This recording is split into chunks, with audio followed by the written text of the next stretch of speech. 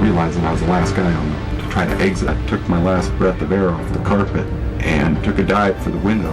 Of course, I can't hold my breath for too long. I'm kind of a cold shock coming upon me. So I wiggled out the window myself, and the three of us found ourselves on the clinging to the hull of our upside-down vessel.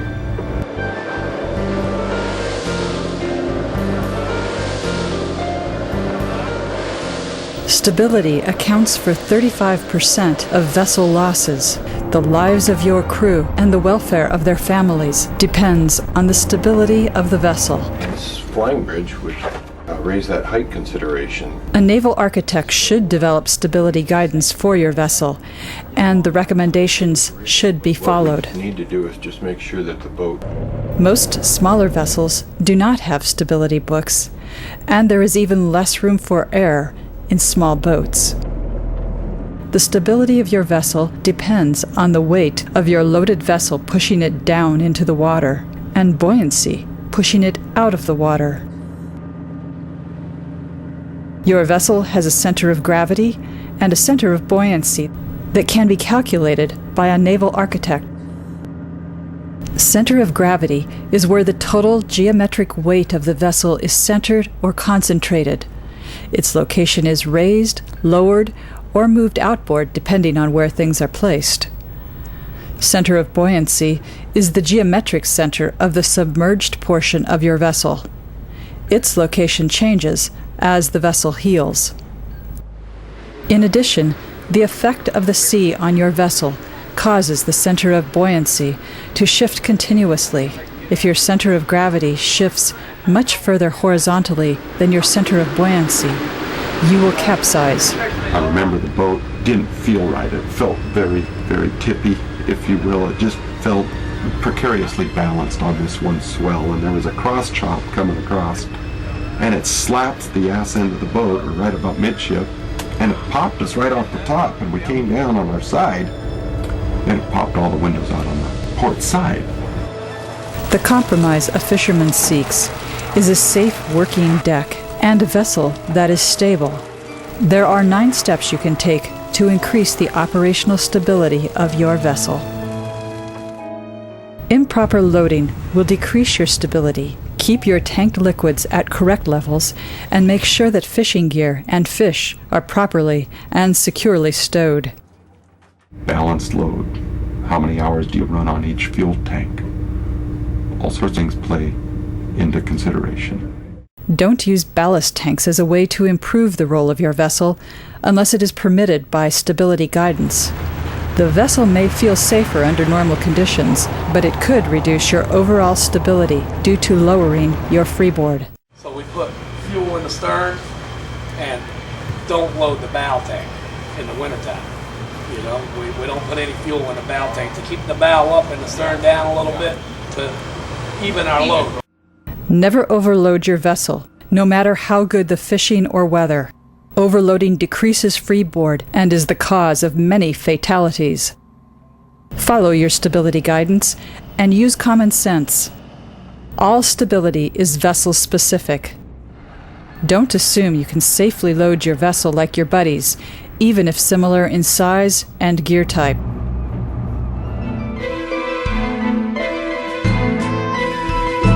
Slack water or fuel in tanks will decrease stability due to free surface effect.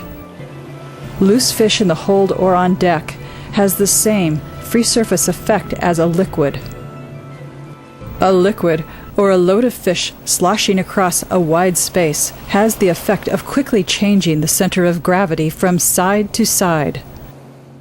Any checkers or bin boards?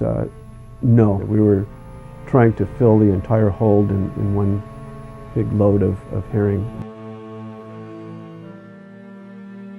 As we added, the boat would naturally go toward the outboard side because that was the direction in which the boat was listing, and the boom is trying to counteract that but can't completely do so. To prevent sudden changes in gravity, be sure that all gear that can shift is secure. To prevent a sudden shift in fluids or fish in the hold, changes in gravity, have strong bin boards and checkers. Keep all port and starboard tank pair cross connections closed while underway. Minimize the number of slack tanks. In general, keep just one fuel and one water tank slack. Keep other tanks either empty or pressed up full. Water on deck can be a major source of free surface effect. Be sure that freeing ports are large and can drain water on deck quickly. And make sure that freeing ports and scuppers remain free and unplugged by fish or debris, even in good weather. A hang-up can cause water on deck, then make it difficult to open ports.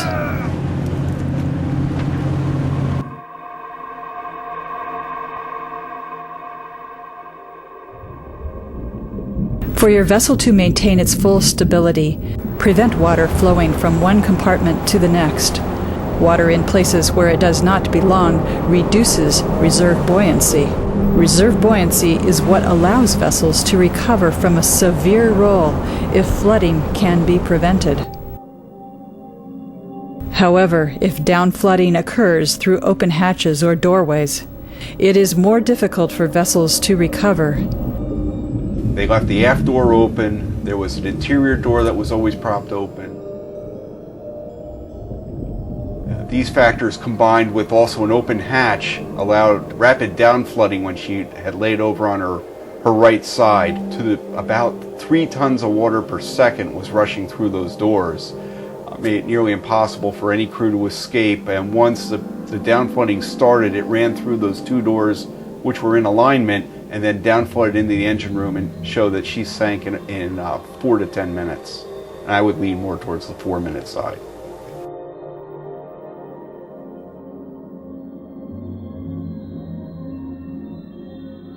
It is the responsibility of all crew members to keep watertight doors and hatches closed and dogged, and seals in good repair.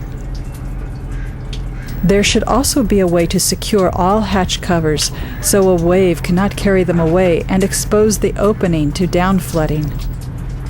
Keep watertight bulkheads watertight to keep water from flowing from one compartment to another. Watertight doors or weathertight doors are essential that they remain shut when the vessel's in foul weather or crossing a bar or any unusual circumstance. That you need to maintain that watertight envelope because obviously the ship is your island and you need to keep it afloat.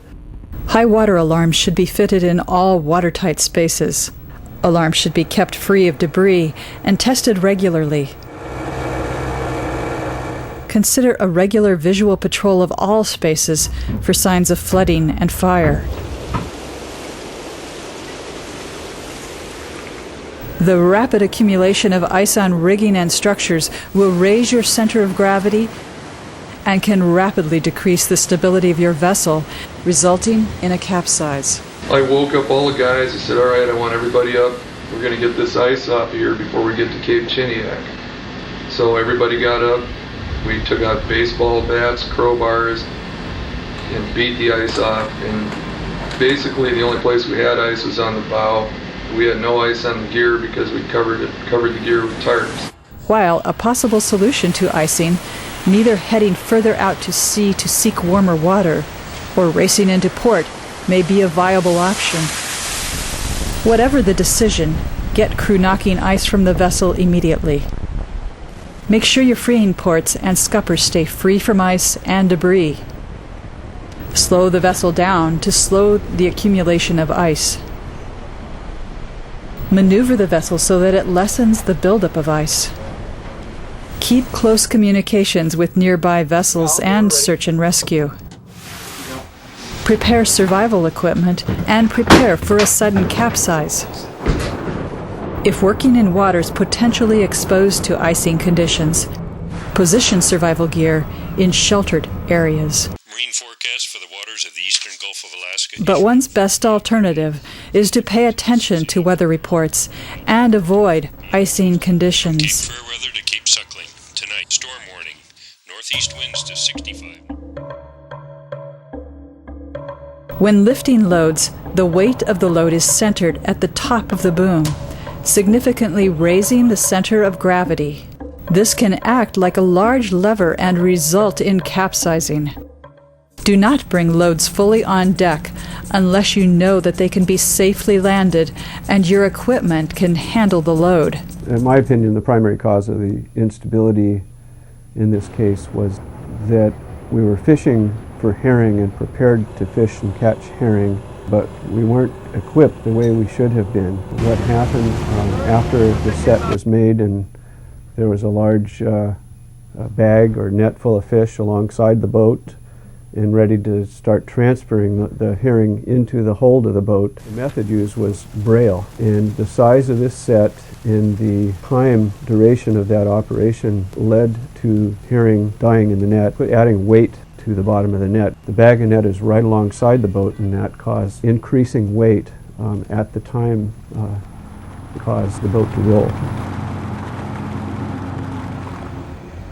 Keep the load as close to the center line of the vessel as possible, and keep the lifted load from swinging.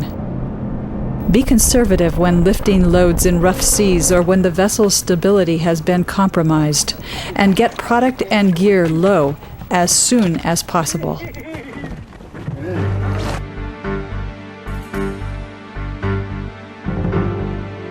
Loads should always be secure.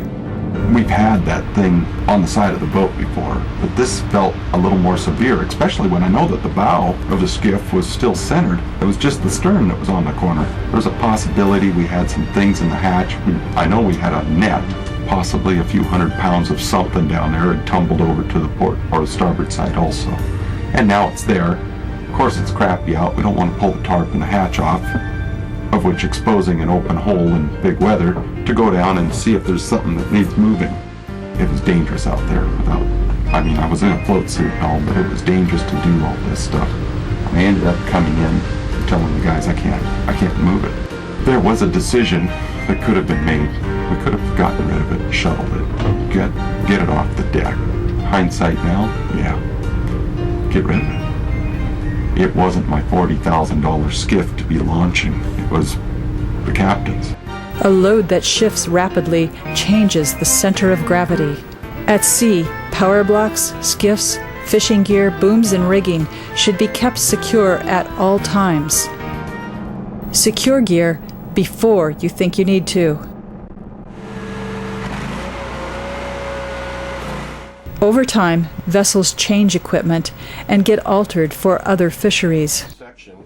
Whenever making major changes, consult with a naval architect to ensure that you are not making changes your vessel was not designed to handle. Weight creep can also develop gradually with small additions over time. It's a good idea to keep a log of the additions you make over time. The log should be reviewed periodically by a naval architect to reassess stability. And every 6 to 12 months, get rid of extra gear or equipment no longer needed. Beware of altering vessels for fisheries they were not designed for without consulting a naval architect. Once they reach this magical 2% weight change, and it doesn't have to be an even exchange, it's just 2% overall weight change of the vessel, they really should have their stability reevaluated.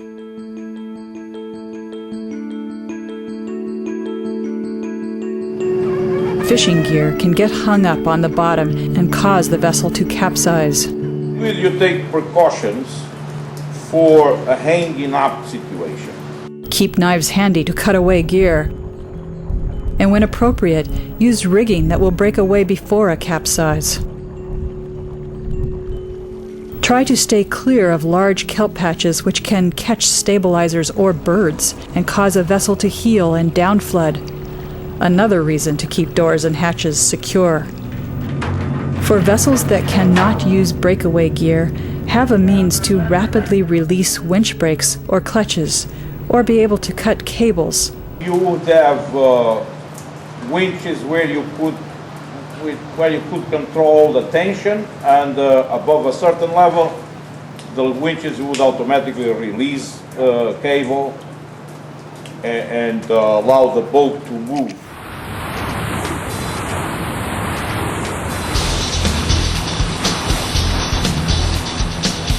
The seamanship of the helmsman is of vital importance in heavy weather. Especially if stability is being compromised, make sure your most experienced person is at the helm. A good helmsman can anticipate and respond to seas more effectively than an autopilot. In heavy seas, slow down to reduce damage to windows and reduce icing if present. Beware of following seas. They may be more comfortable, but they are more challenging for stability. Rough following seas can result in broaching and capsizing and should concern anyone at the helm. Quartering seas are even more hazardous. Trying to keep our stern into the swells was causing us to get a little more and more off course. And I realized that we were going to need to drive, in order to stay the course, we were going to have to drive a little more starboard, which was going to present us a little more broadside to the weather, which I knew was dangerous. If seas are extreme, keep the vessel's bow into or quartering into the seas to minimize water on deck and vessel motion.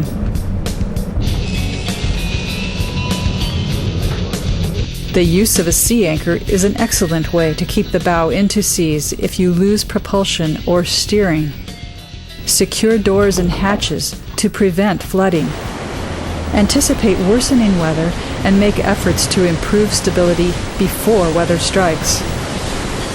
There's quite a few things that I learned at that time.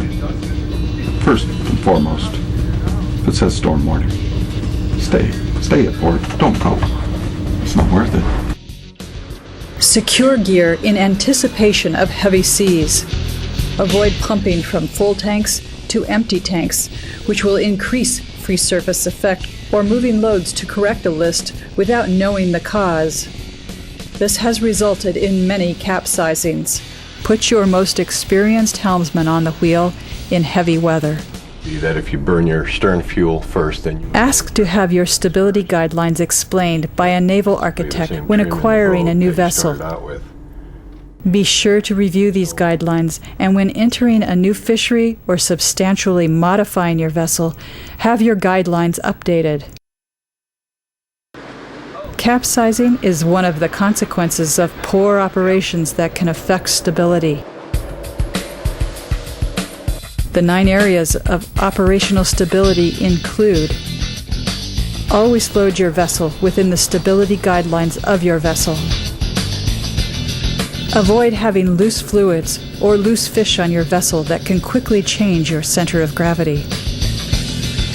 Keep water out of your vessel by the use of properly maintained and closed watertight doors, hatches, and bulkheads. Avoid weather that can produce icing conditions, and when you can't, work at preventing icing from building up. When lifting a load, keep it as close to the center line as possible and keep it from swinging. Make sure that loads cannot shift with strong bin boards and well-secured gear. Log the additional weight of gear and alterations and consult with naval architects about their effects on stability. In case gear hangs up, be sure to have a way to quickly cut gear free or release winches. Heavy seas present an increasingly dynamic challenge to your vessel's stability. Finally, even a vessel with updated stability guidance will only be as safe as how it is operated by the crew. Ensure that all crew members understand these procedures and follow them. The lives of the crew and the welfare of their families depend on it. It's a constant dynamic force with stability. Their center of gravity is constantly changing as they add fish, burn fuel, use water, and the weights are shifting fore and aft. They have constant changes in the way the vessel rides. Trying to keep a safe boat, it should be pretty easy if you've been on the water a while, but you get careless and you just don't think about some things. It is serious though when you get out there to see how bad Mother Nature wants to stir the pot. You better hope that you're at the top of your game with your safety and how your vessel operates.